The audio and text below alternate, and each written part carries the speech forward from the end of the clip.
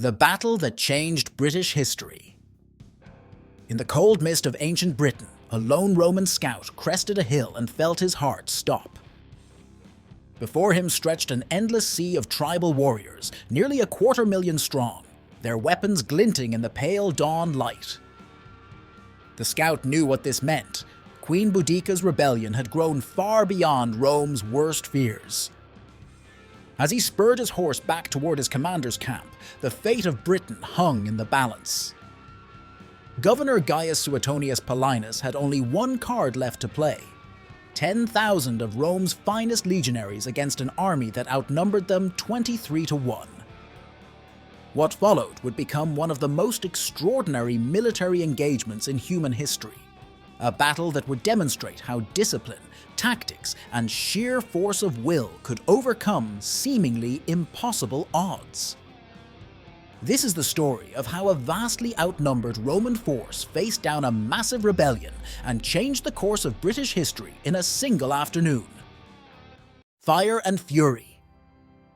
The transformation of Boudicca from respected tribal queen to vengeful warrior began not with a declaration of war, but with a Roman legionary's whip.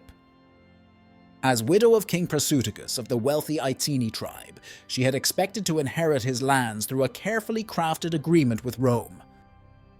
Instead, Roman officials arrived at her doorstep with demands and chains. When she protested, they flogged her publicly and forced her to watch as they assaulted her daughters. They could not have made a more catastrophic mistake. The Romans had grown accustomed to British nobles accepting their rule with grudging submission. But they had fundamentally misread both Boudicca and the simmering resentment among the tribal peoples.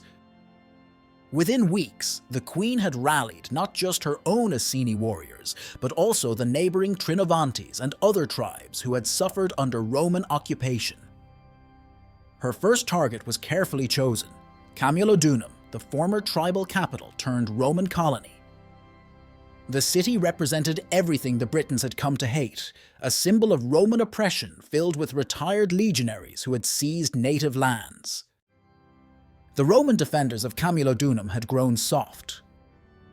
When Boudicca's massive army appeared on the horizon, they had neither adequate fortifications nor sufficient troops. The city's inhabitants sent desperate pleas to Procurator Catus Decianus in London, but he could only spare 200 poorly armed men. What followed was not merely a military defeat, it was an obliteration. Boudicca's warriors overran the city's defenses and spent 2 days destroying every trace of Roman civilization they could find. They burned the buildings, smashed the statues, and slaughtered the inhabitants. The Temple of Claudius, the grandest Roman structure in Britain, became a funeral pyre for those who had sought refuge inside. The archaeological record tells the story in layers of ash and blackened debris. Beneath the modern city of Colchester, a thick red layer of burnt material still testifies to the intensity of the destruction. Among the ruins, archaeologists have found half-melted bronze statues, charred wooden panels, and human bones bearing the marks of violent death. Most telling are the hurriedly buried hoards of coins and valuables, the desperate attempts of Roman citizens to save something before fleeing the inferno. The fall of Camulodunum sent shockwaves through Roman Britain. For the first time since the conquest, the invincible facade of Roman power had cracked. As news spread of Boudicca's victory, more tribes flocked to her banner. The rebellion was no longer just an uprising. It had become an existential threat to Roman rule in Britain. And Boudicca, the flogged queen who had lost everything, was only getting started. Her next target lay to the south, Londinium, the beating heart of Roman commerce in Britain. The city's inhabitants could only pray that Governor Paulinus would arrive in time to save them from Camulodunum's fate. The perfect storm. Gaius Suetonius Paulinus stood atop the rocky cliffs of Mona, modern-day Anglesey, watching his legionaries wade through the shallow strait. The island was the last stronghold of the Druids, Britain's spiritual resistance to Roman rule. After years of campaign planning, Victory was finally within his grasp. Then a messenger arrived at full gallop, his horse lathered with sweat, bearing news that would turn the governor's triumph to ashes. The southeast was in flames. The timing could not have been worse. Paulinus had committed the bulk of his military might to this Welsh campaign, leaving eastern Britain dangerously exposed. The 20th Legion was with him on Mona, the 9th was scattered across northern outposts, and the 2nd was stationed in the far west. Only the undermanned 14th Legion remained in the path of Boudicca's advancing horde. It was a military commander's nightmare. His forces divided while an overwhelming enemy army rampaged through the heartland of the province. In London, the situation grew dire. The city had grown wealthy as a trading hub, its wooden wharves lined with merchant ships from across the empire. But it lacked walls, and its population of traders and craftsmen had no military training. As refugees from Camulodunum brought tales of destruction, the city's residents faced an impossible choice: abandon their livelihoods and flee, or risk Boudicca's wrath. Procurator Catus Decianus, the same official who had failed to save Camulodunum, made his own choice clear. He boarded a ship for Gaul, leaving the city to its fate. The speed of Boudicca's advance left no time for a coordinated defense. Individual Roman units trying to stem the tide were swept away by the sheer numbers of tribal warriors.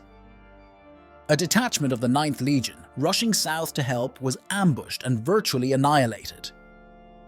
The carefully constructed Roman administration was collapsing. Town councils fled, tax collectors vanished, and Roman citizens grabbed what they could carry and ran for the coast. Paulinus knew he had only one chance to save the province. He needed to gather what forces he could and choose his ground perfectly, a place where Roman discipline could neutralize the British advantage in numbers. It would be a gamble of epic proportions. If he failed, Rome would lose not just a battle, but all of Britain. The governor ordered a forced march east, racing against time as Boudicca's army grew ever larger. The fate of Roman Britain would be decided by which commander reached London first, and Paulinus was already days behind. The race against time. A Roman legion on the march was a marvel of military engineering.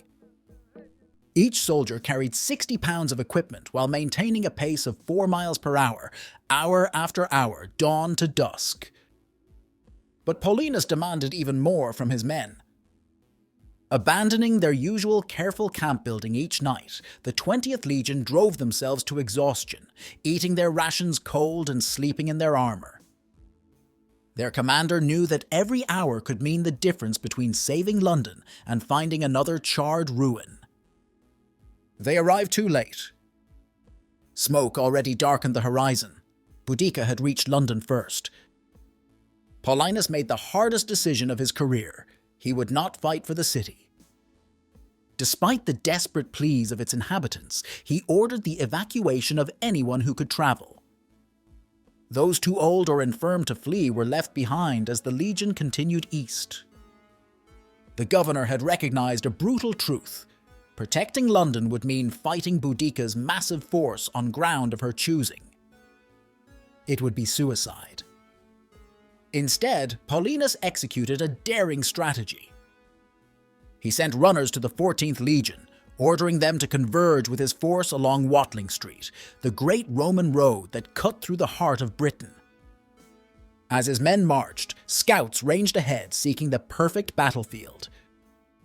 The governor needed specific terrain, ground that would turn the Britons' overwhelming numbers into a disadvantage. On a late summer afternoon, his lead scout returned with news that made the veteran commander smile for the first time in weeks. The chosen battlefield was a masterpiece of tactical geometry. A narrow valley flanked by dense woodlands opened onto a wide plain. The entrance to the valley created a natural bottleneck, while the woods would prevent the British army from simply outflanking the Roman position. Behind this position lay a steep hillside, an excellent defensive position that would force the Britons to charge uphill. Most crucially, the valley was too narrow for Boudicca to bring her full numerical advantage to bear. The thousands of warriors in her army would become a liability, creating chaos and confusion as they tried to pack into the confined space.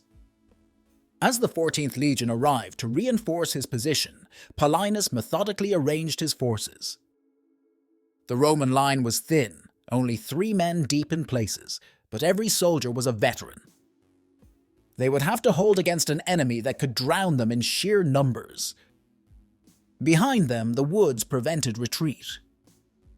Paulinus had chosen his ground perfectly, but he had also left his men no escape route. They would stand their ground or die where they stood. As night fell, the Romans could see the glow of thousands of British campfires on the horizon. By dawn, they would face the largest native army ever assembled in Britain, led by a queen who had sworn to drive them into the sea. 2 armies, 2 worlds. Dawn revealed 2 fundamentally different military philosophies facing each other across the valley. The Roman army stood in absolute silence, each man's sandals touching precise chalk lines drawn on the ground. Their red cloaks and polished armor created an illusion of a single organism, 10,000 men breathing as one. Each legionary carried his gladius sword, 2 heavy javelins, and the iconic scutum shield that would become their greatest weapon of the day. Across the field, Boudicca's army was the embodiment of Celtic warrior culture. Warriors painted their faces with woad, a blue dye that made them appear otherworldly. Their weapons were designed for individual combat, long slashing swords, heavy spears, and light shields. Noble warriors rode in chariots, a technique the Romans had abandoned centuries before. At the army's heart stood Boudicca herself, commanding from a chariot with her daughters beside her. Ancient sources describe her as an imposing figure, tall with fierce eyes and waist-length red hair, wearing a multicolored tunic and a heavy golden torque around her neck. The psychological contrast between the armies was stark. The British warriors worked themselves into a battle frenzy, shouting war cries and clashing weapons against shields. They brought their families to watch from a ring of wagons behind the army, ensuring there could be no retreat. The Romans remained eerily quiet, conserving energy and waiting for commands. Each legionary had been drilled to respond instantly to specific trumpet calls, allowing complex maneuvers even in the chaos of battle. Tacitus records Boudicca's final speech to her warriors. She spoke of freedom from Roman taxation and abuse, of revenge for her daughters, of ancient British liberty. She reminded them that many had already fought as individuals against the Romans and lost, but today they stood together as a nation. The British army roared its approval. The sound echoed off the valley walls like thunder. Paulinus also addressed his men, but his speech was characteristically Roman, practical and direct. He reminded them of previous victories over superior numbers. He pointed out the tactical advantages of their position. Most importantly, he emphasized their training. Ignore the noise, ignore the barbarian charge. Keep your formation, use your pilum, and strike with the sword. Do this, and victory is certain. The legionaries responded with disciplined silence. They had ceased to be individuals. They were now components of the most sophisticated military machine in the ancient world. As the summer sun climbed higher, both commanders made their final preparations. The British army began to move forward, first at a walk, then at a trot. The Romans stood motionless, watching the massive force approach. The greatest battle in Britain's history was about to begin. The Killing Ground, a tactical triumph. The first phase of the battle appeared to be going exactly as Boudicca planned. Her massive army surged forward, gaining momentum as it funneled into the valley. The ground trembled under the charge of thousands. The front ranks of British warriors, seeing the thin Roman line ahead, must have felt invincible. They were about to learn a brutal lesson in Roman tactics. At a single trumpet blast, the Roman line erupted in coordinated motion. The front rank hurled their first volley of pila, heavy javelins designed not just to kill, but to render enemy shields useless. The weighted weapons plunged into British shields, their soft iron shanks bending on impact. Warriors were forced to discard their now unwieldy shields or be dragged down by the weight. A second volley followed immediately, tearing holes in the British front ranks. Then, with mechanical precision, the Romans drew their swords and tightened their formation. The British charge, already compressed by the valley walls, hit the Roman line like a wave breaking against a cliff. The momentum that had seemed unstoppable became a deadly disadvantage. Warriors in the front were pushed forward by the mass behind them, impaling themselves on Roman swords. The confined space meant the Britons couldn't properly swing their long, slashing swords. Meanwhile, the Romans employed their short gladii in textbook fashion, stabbing forward from behind their shields, striking at legs and torsos. Then Paulinus unveiled the masterstroke of his battle plan. At his signal, the Roman line suddenly shifted into a wedge formation, the famous triple apex described by Tacitus. This triangle of shields and swords began to drive forward into the packed mass of British warriors. Those who fell could not get up in the crush. The Roman wedge acted like a plough, creating a wave of panic that rippled backward through the British army. The British cavalry and chariots, which might have outflanked a normal Roman formation, found themselves trapped by the valley walls and their own infantry. Horses panicked in the press of bodies. Chariots deadly in open ground became death traps for their riders. The Roman auxiliary cavalry, held in reserve, now swept around the flanks, attacking the British rear where the wagons of women and children blocked any retreat. What had begun as a battle became a catastrophe for the British army. Warriors in the center were crushed or suffocated by their own numbers. Those in the rear, unable to see what was happening at the front, continued to press forward, making escape impossible for those ahead of them. The Roman wedge ground forward inexorably, a machine of death and discipline, while the auxiliary cavalry wreaked havoc in the British rear. Tacitus claims that 80,000 Britons fell that day, while Roman casualties numbered fewer than 400. As sunset approached, Boudicca's massive army had been transformed into a routed mob. The queen herself escaped the battlefield, but would not survive to rally another army. The Roman victory was total, achieved through a perfect combination of tactical genius, disciplined troops, and carefully chosen terrain. The battle would be studied for centuries as an example of how a massively outnumbered force could triumph through superior tactics and discipline. The Romans had not just won a battle, they had demonstrated the futility of tribal resistance against their military machine. Victory and legacy. In the battle's aftermath, Roman cleanup parties spent days systematically searching the field. Their grim harvest painted a stark picture: tangled heaps of broken chariots, bent weapons, torn tribal banners, and scattered personal treasures, torques, brooches, and coins that would lay untouched until modern archaeologists unearthed them centuries later. These artifacts tell their own story of the battle's brutality, with sword-notched skulls and spearheads embedded in vertebrae, revealing the violence of those final moments. The fate of Boudicca herself remains one of history's great mysteries. Tacitus records that she took poison rather than face capture, but her body was never found. The Romans, masters of propaganda, might have displayed it had they recovered it.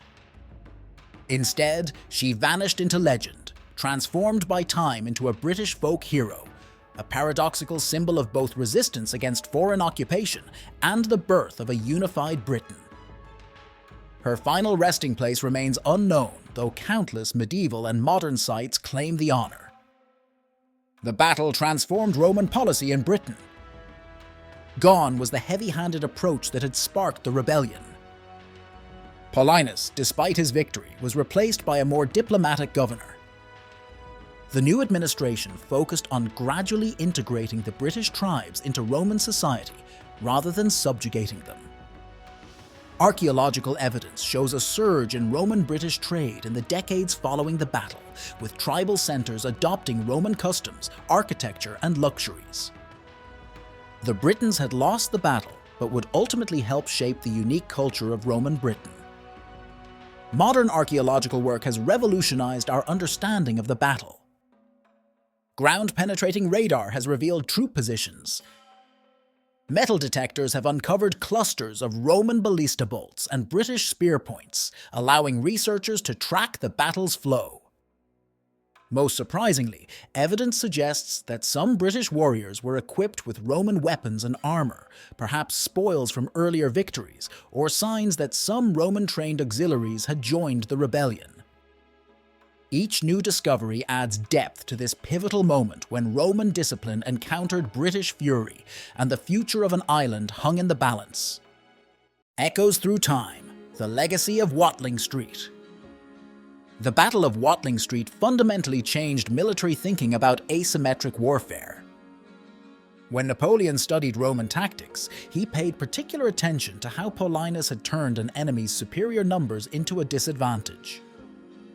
Modern military academies still analyze the battle's core lessons: the power of choosing the right terrain, the advantage of tactical flexibility over raw numbers, and most crucially, how disciplined troops can defeat a numerically superior force. The battle's influence extends beyond military theory into British identity itself. The discovery of a mass grave in 2013 near London, containing bodies bearing wounds consistent with Roman weapons, reignited interest in the human cost of the battle. These bones tell intimate stories. A young warrior who died clutching a Roman-made brooch, possibly a gift from more peaceful times. A woman with healed childhood injuries but fatal sword wounds, suggesting she was among the camp followers caught in the final rout. Each skeleton adds to our understanding of this crucial moment in British history, when Celtic Britain's last great bid for independence met the full might of Roman military engineering. The greatest legacy of Watling Street may be what it teaches us about the price of empire. The Romans won a total victory, yet within a few generations their descendants would be more British than Roman. The conquered and conquerors gradually merged, creating a hybrid civilization that would influence British culture for centuries to come. Today, tourists walking the ancient paths of Watling Street pass Roman ruins, medieval churches, and modern highways.